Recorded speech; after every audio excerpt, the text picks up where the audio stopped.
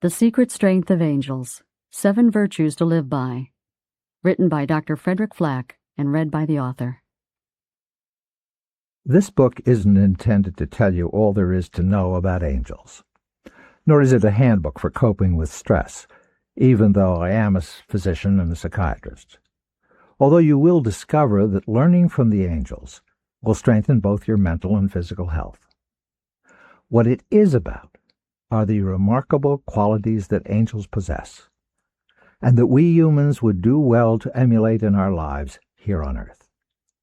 What's secret about them isn't so much what these angels' strengths are, but the idea that we can penetrate the shroud of magic and mystery that surrounds them, and identify very specific attributes, 7 in particular, that we can make a part of our own personalities once we understand and appreciate them. This may come as a surprise to some. Even those of us who do believe in angels have traditionally thought of them as belonging to another realm, pure spirit, sometimes impish, sometimes heroic, agents of God, our personal protectors. We've been encouraged to model ourselves after elders, deserving of respect, remarkable figures in history, saints. But this may be the first time that anyone has considered angels themselves as models for human behavior. My purpose is to point you, the reader, in a direction, and to offer some highly salient suggestions as to how you might become more angel-like in your approach to living, and thus make your lives happier, healthier, and more fulfilling. The rest is up to you, and even if you're only partly successful in this endeavor, I shall have done my job. Perhaps you will become a more loving and generous person, make better choices, become a real support to others, use your mind more effectively, communicate in a more dynamic way, and hear and understand what others are trying to communicate to you. And most importantly, discover, if you need to, and enrich, if you already value, the Spirit in us all. For he shall give his angels charge over thee, to keep thee in all thy ways. Psalms 91:1. Part 1. Why Angels? I haven't thought much about angels during my lifetime. Not until recently, that is. My mother's middle name was Angela, and she was in many ways like an angel. I've thought about God, yes, and saints and prayer and Jesus Christ, but not angels, except humorously, as when early on in my medical career I used to give angels credit for remarkable luck at finding places to park in New York City. Looking back, I realized that I may actually owe my life to angels. When I was 23, I was sailing in the Caribbean, off the coast of Cuba, when my small boat capsized. A friend and I had taken it from the Havana Yacht Club and foolishly went out too far, without having the sense to wear life jackets. Sail and rudder were gone. With great effort we hauled ourselves inside and sat there, water up to our waists, helpless. A burst of wind came up, and the next thing we knew we were clinging to the gunwales of the submerged boat. It was too far to swim ashore. Besides, the waters were full of sharks. Night was coming on fast. We were drifting in a swift current southeastwardly along the coast. Before long it was pitch black, and I was shaking inside with fear, not knowing how we would ever be found in the darkness, not being sure how long the boat would stay afloat. My helplessness only intensified when a brightly lit dance boat passed only a few hundred feet from us, the mambo drums drowning out our cries for help, and then disappeared from sight. I prayed harder and more persistently than I had ever prayed. I thought, please, God, let us live, and I will do my best to serve you well. Hour after hour passed. I don't know how much time had gone by when my companion screamed in pain. An aguamala, a Portuguese man of war, had brushed across his belly, its poison leaving a wake of angry welts.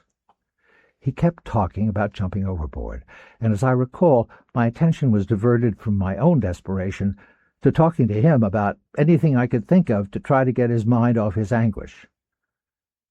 But deep down, I felt it was hopeless.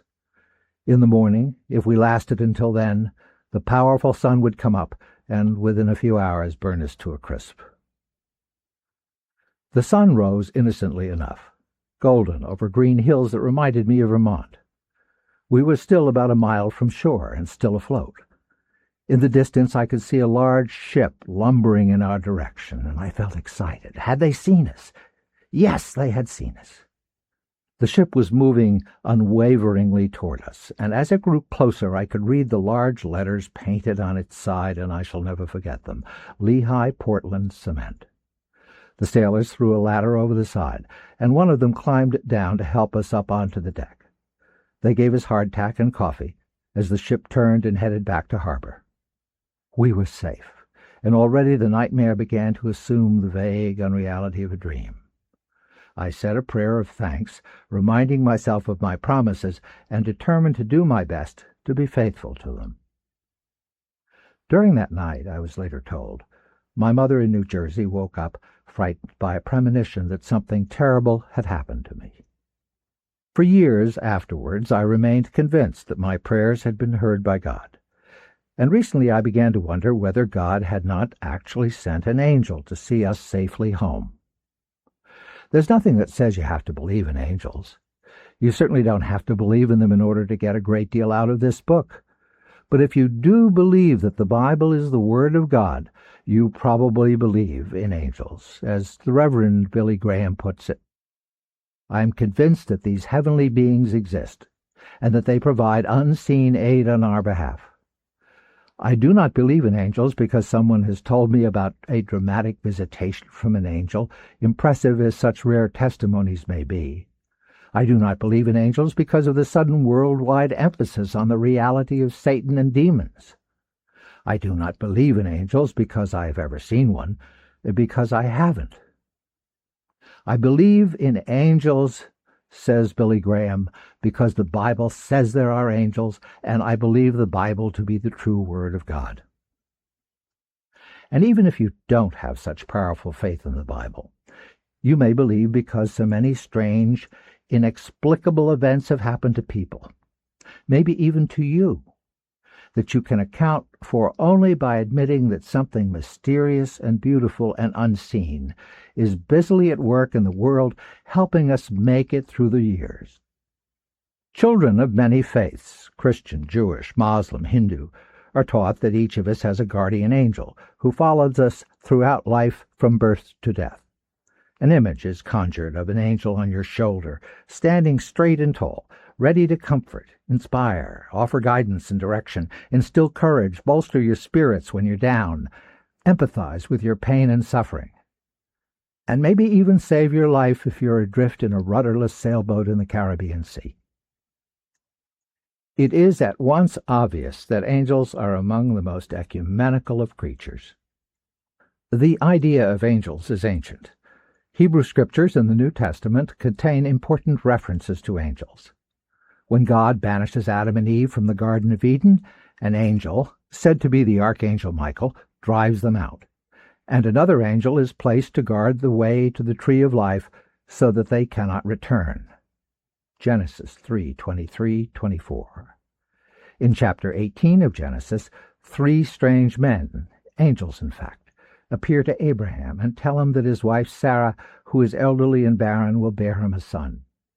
And again in Genesis chapter 22, when the Lord tempts Abraham by ordering him to sacrifice his son Isaac, it is an angel of the Lord who calls out to Abraham to stay his hand. In the New Testament, it's the angel Gabriel, Luke 1:26-38, who goes to Nazareth and announces to Mary that she is to become the mother of Jesus. During his agony in the Garden of Gethsemane, there appears to Jesus an angel from heaven, strengthening him. Luke 22:42-43. And at his resurrection, an angel of the Lord descended from heaven and came and rolled back the stone and sat upon it. And behold, his appearance was like lightning, and his raiment white as snow. And for fear of him the guards trembled and became like dead men. Matthew 28:2-4. Not exactly cherubic. Bothered by the paganism and idolatry of Mecca, Muhammad believed that it was the angel Gabriel who delivered the messages that were to constitute the core of the new faith of Islam. Just what are these creatures called angels? The word angel comes from Greek and means messenger. Traditionally, angels are seen as messengers between God and human beings moving in both directions. We can only piece together our notions about what angels are, since we really do not know for sure.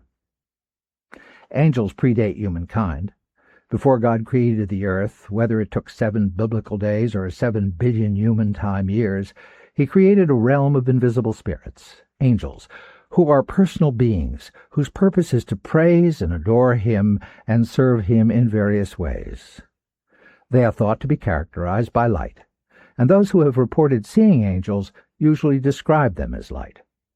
They also seem to have the power to assume human form. But since they are not material beings, when they do, it is as if they put on a costume so that they can be heard and seen, but their supernatural nature remains intact. They're neither male nor female. They don't procreate. They've been given enormous intelligence, power, free will. This explains how some of the angels, it is believed, under the leadership of an angel called Lucifer, defied God out of pride and were expelled from heaven and driven into hell and down here on earth, with their powers unfortunately intact. Good angels are wise, compassionate, courageous, eager to give help whenever and wherever it is needed, and especially when they're asked to do so. Angels are considered to be a higher order of creature than we humans. They possess certain attributes that resemble our own, such as intelligence and will, but to a much greater degree. The fact that they are probably a quite different order of being than ourselves shouldn't discourage us, however, from trying to emulate them in ways in which we can. Joan Webster Anderson, in her book Where Angels Walk, asks this question: what do angels do? Well, we know they bring important news. They open our eyes to moments of wonder, she writes, to lovely possibilities, to exemplary people. They lift our hearts. They sit silently with us as we mourn. They challenge us toward new understanding. Angels offer practical help, furnish information, provide food, buffer the storms of life. Then she points out that we can also do that for each other. What do angels look like? We really can't say for sure. Nevertheless, people have a strong need to translate spiritual concepts into pictorial representations. We try to picture what God looks like, and what angels look like, too. In some images, angels are gentle and reassuring. In others, they are powerful and determined. Then there are the round-faced cherubs flying through the air, playing on their harps. And Lucifer sometimes appears ridiculous and sometimes like a child's worst nightmare, fangs, horns, waving about a long, ugly tail. It's important for us to consider how we imagine angels to be, because those images have a profound influence on whether or not we really want to be like them in any way. I mean, who wants to float through the air looking like a cherub? What real man who enjoys John Wayne movies wants to be seen in a flowing white gown wearing wings? Artistic creations, paintings by Raphael, Rubens, Michelangelo, Albrecht Dürer, Fra Angelico, and numerous others, for example, reveal something far more important about the nature of angels than their appearance, about which they really reveal very little. Their expressions, their posture, the tasks they perform offer us visual representations of what we do know about their behavior as leaders, messengers, spirits, powerful and majestic beings, and as protectors, healers, comforters, and champions. These are the features on which we should concentrate as we consider turning to them to serve as models for our own attitudes and behavior. The idea of angels as models for us to learn from and strive to emulate is as old as the concept of angels themselves. We would do well to emulate them, seeking to develop their strengths and virtues in our lives, especially, as I will point out later on, since these qualities can only enhance our physical and mental health and our enjoyment of all that is about us here on earth. One day, a few weeks ago, I stopped by my bank to make a deposit. I was the only customer at the time. As we usually do, the teller and I exchanged pleasantries as she was stamping the checks and handing me back my pink deposit slips. She asked me whether I was working on a new book. Yes, I replied. I'm writing one about angels. She looked positively ecstatic and, turning to the teller next to her, said excitedly, "The doctor is writing a book about angels." The other woman smiled broadly and said, "That's wonderful. I love angels." A few days later, I had to go back to the bank again, this time to speak with the manager. And after we'd concluded our business, she took me aside and asked me if it was true that I was writing about angels. I said it was. "I believe in angels," she said, "but I wouldn't have expected you to be writing about them. I mean, you're a—" I finished her sentence for her. "A psychiatrist," I said. She blushed. "I understand where you're coming from," I said. "Psychiatrists aren't known for believing in God or angels, but some do, and I guess I'm one of them." She then proceeded to tell me that she believed she had had an encounter with an angel. "I haven't spoken about this in years," she said. "When I was 16, I nearly drowned. I was swimming off Jones Beach. The waves got really big, and I was terrified. I shouted to my friends on the beach. I could see them running around, waving at me, but I was far too far out, and it was too rough for them to swim to get me. All they could do was find a lifeguard and get him to come out after me. I went under once. I came up again. Then I went under a second time. I knew I was going to drown. All of a sudden, I felt two powerful hands behind me, grabbing me by my shoulders. It had to be a man. He pulled me rapidly toward the beach, and he only let go of me when my feet could touch bottom and I could stand by myself. I looked around. There was no one there. By then, 2 of my friends were already in the surf, coming to help me ashore. "Where is the man who saved me?" I asked them. They shook their heads. They hadn't seen anyone with me. I'd been brought back to shallow water before the lifeguard could even reach me. I have to believe it was an angel, and I'll never forget what he did for me. After my conversation with her, however, I began to appreciate the fact that there would be others, too, who would react with surprise to learn that a physician, a psychiatrist no less, had chosen to write a book that involved angels, even though my primary focus now was about human beings learning something from qualities attributed to angels that they might find valuable in their own very real, very visible lives here on Earth. Certainly you won't find angels referred to in medical literature or in Freud. I can't recall angels ever having been talked about in the hospital dining room where we doctors would get together and chat over lunch. An exception might be the use of the word angel to describe a nurse who was unusually dedicated to her job of caring for the sick. Of course, a few of my colleagues were also interested in theatrical productions and would use the term angel to mean the person who puts up the money to back a play. But as a rule, doctors don't give the matter of angels much serious thought, if any thought at all. Yet they witness throughout their careers numerous remarkable events, such as moments of diagnostic inspiration or totally unexpected recoveries from the brink of death. Maybe we scientists can't prove that there are angels, but we can't prove there aren't either, and there's still a great deal about the universe that we don't understand. Doctors should be aware of angels, or at least be aware that many people do believe in them and respect their patients' belief. Moreover, a person's spirituality can have a great deal of influence on his or her physical and mental health.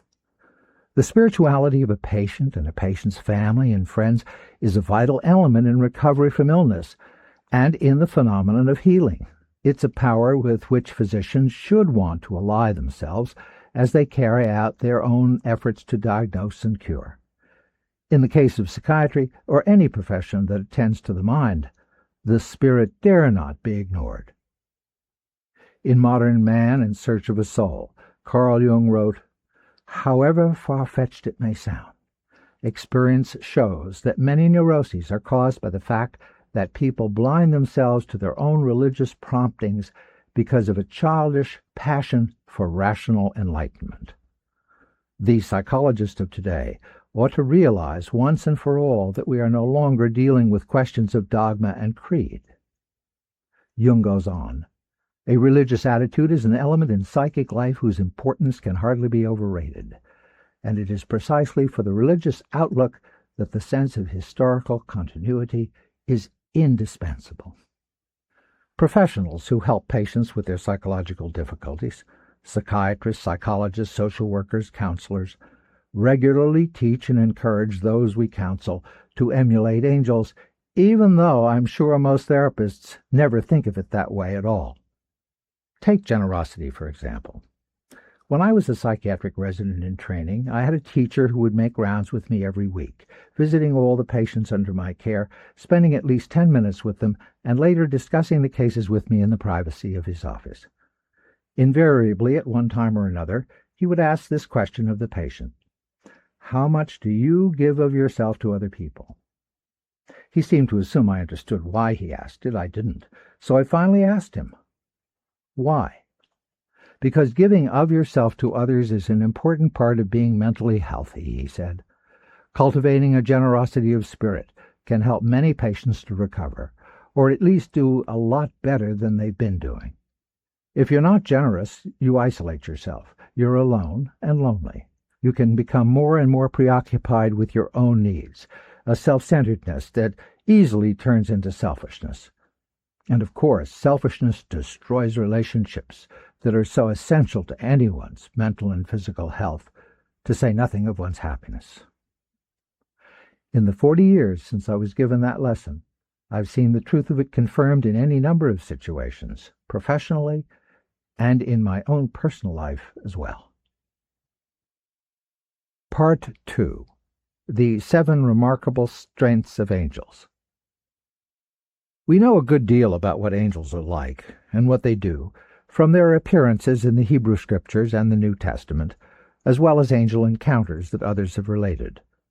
A number of threads run throughout all angel accounts. Angels, good angels that is, are loving and respectful. They're holy.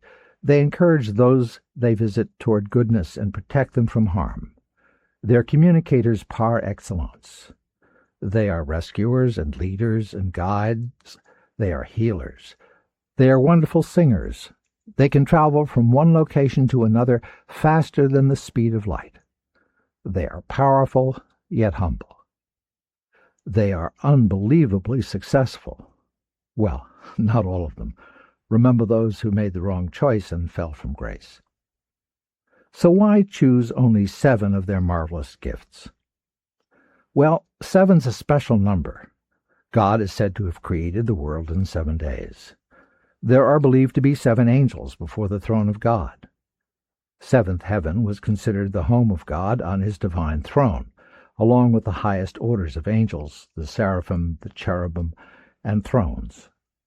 It derives from the tradition of 7 heavens, a concept that came from the notion of 7 levels of reality, which in turn evolved in human thinking at a time when the earth was thought to be the center of the universe, surrounded by the 5 then-known planets, the moon and the sun. 7 is also the number of angels in the highest order of angels. Hebrew Scriptures refers to 7 holy angels who present the prayers of the saints and enter into the presence of the glory of the Holy One.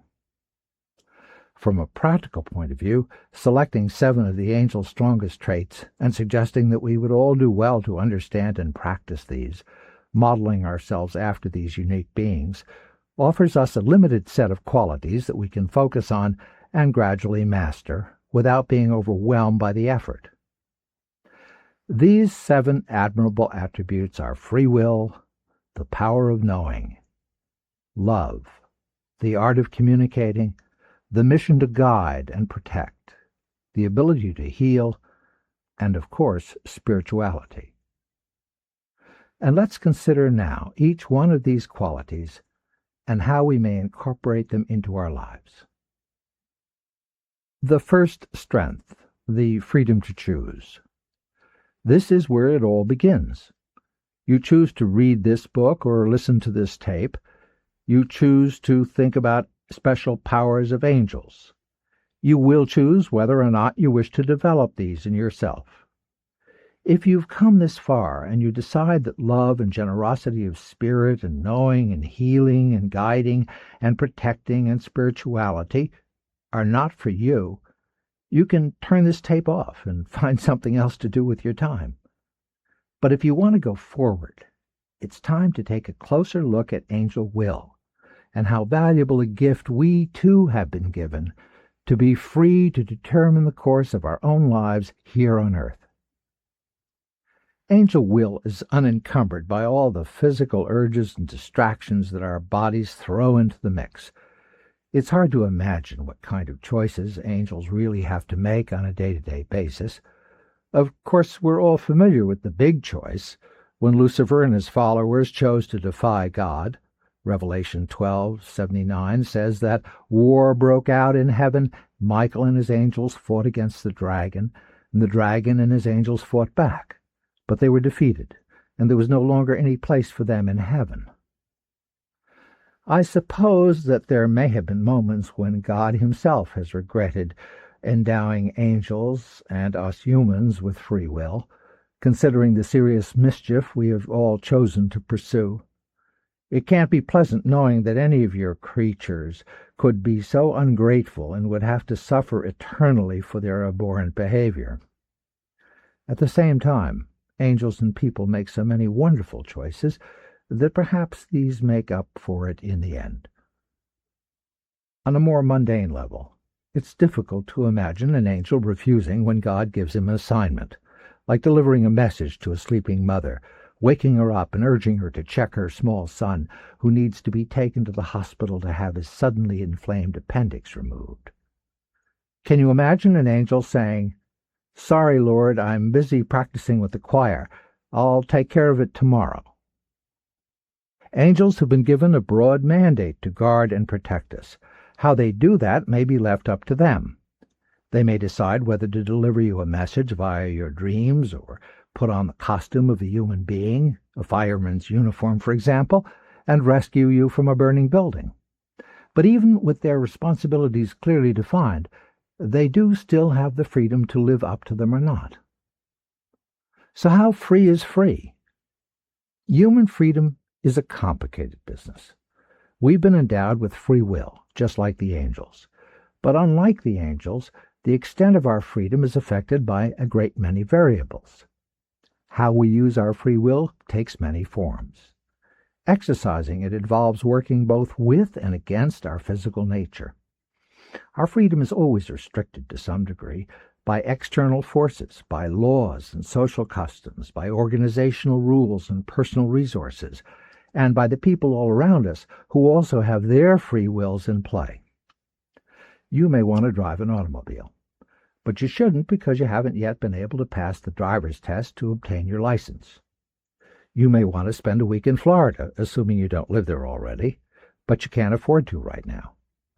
You may want to improve your conflict-riddled relationship with your husband or wife, but he or she is unwilling to make any move in that direction, perhaps out of a hopelessness or because of old hurts and resentments that refuse to go away.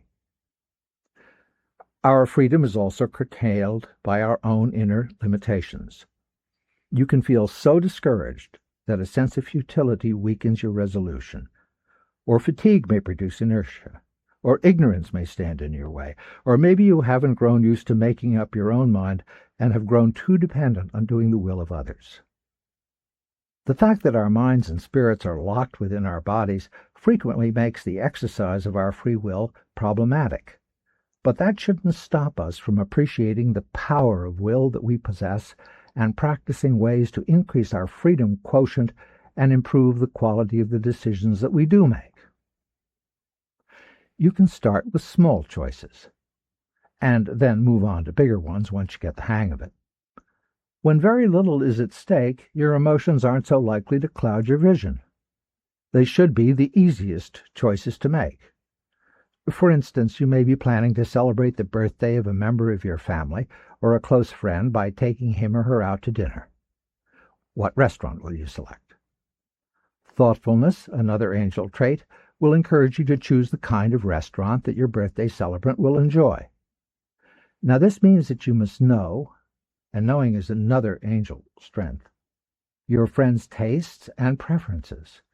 But if you don't, you could ask and let him or her help you make the choice. Or perhaps you plan to take a vacation. You look through the travel section of your newspaper. You drop by a travel agency and get a few brochures. You know some of the places where you'd like to go, but perhaps you have neither the time nor the money to trek in Nepal or go on safari in Botswana or sail around the Cape of Good Hope. For the moment, you have to make a more modest choice. So you decide on the Canadian Ocean provinces, Nova Scotia, New Brunswick, Prince Edward Island. You get out your calendar and you check dates. You call the airlines, you get the best fares they offer. You book some of your hotels, while other stopovers you leave to chance. Now, these examples may seem awfully trite. I mean, after all, who can't decide where to take a friend for dinner or what kind of vacation to plan? The fact is, I have had trouble making decisions as simple as these. And these are no-brainers, as they say. It's not likely that much emotion will come into play, such as fear, unless you're afraid to fly, or loneliness, in which you may not want to go anywhere by yourself, or mixed feelings about your friend, as when something he or she did or said that hurt your feelings conflicts with your wish to show him or her a good time.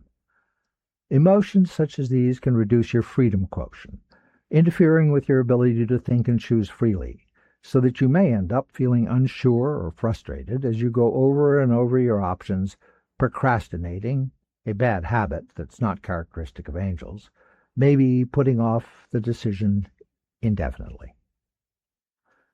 I knew a young woman once who never bought her boyfriend a present, not for Christmas, not for his birthday. It wasn't that she didn't love him, nor was she basically ungenerous, but she was perfectionistic. He's so wonderful, she told me, I can't think of anything good enough for him.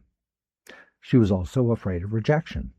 I don't want him to be disappointed.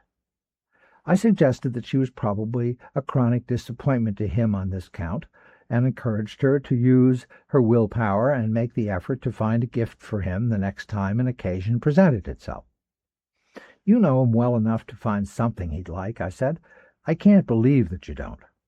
Do it, and get in the habit of doing it. It takes practice, that's all.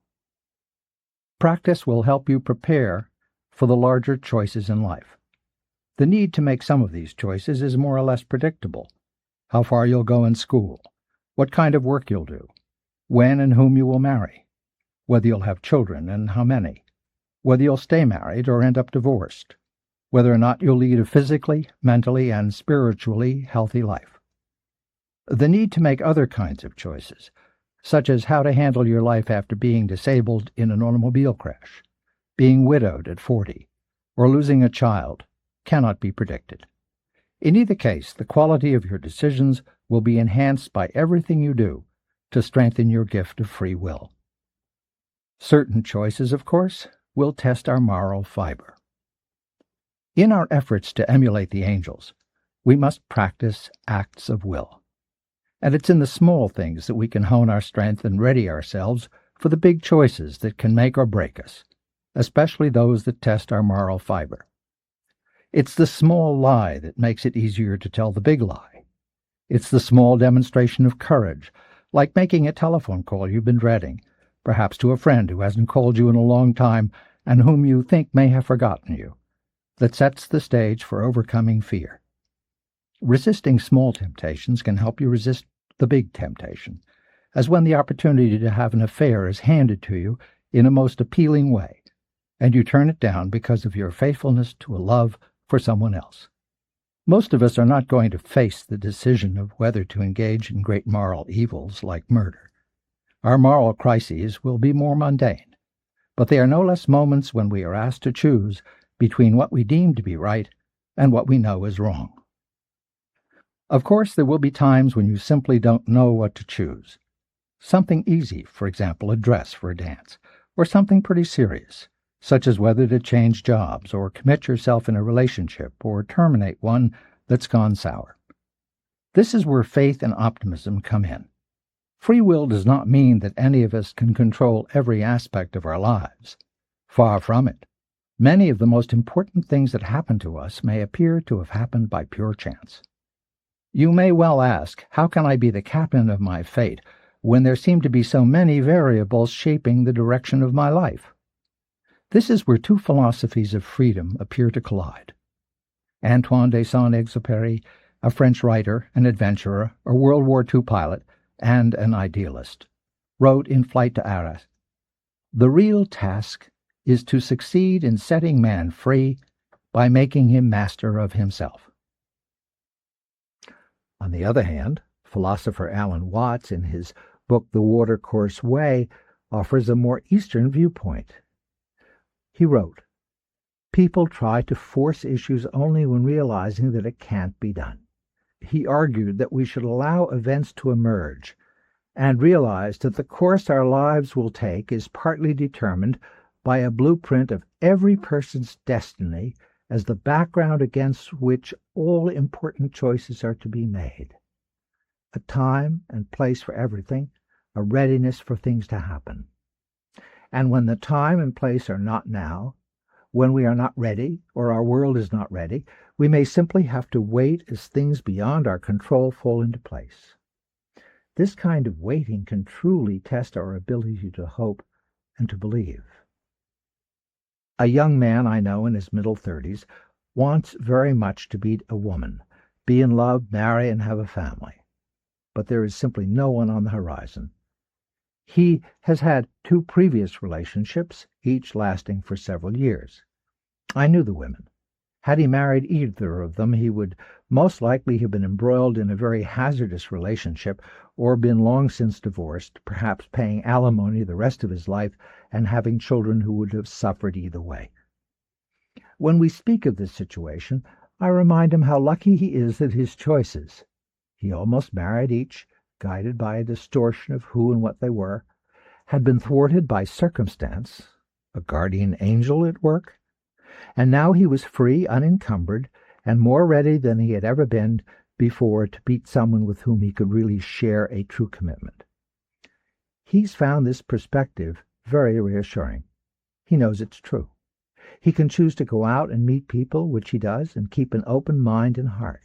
But beyond that, he must rely on the Watercourse Way, with the help of angels, to bring him safely to a point at which he can make a free and considered choice.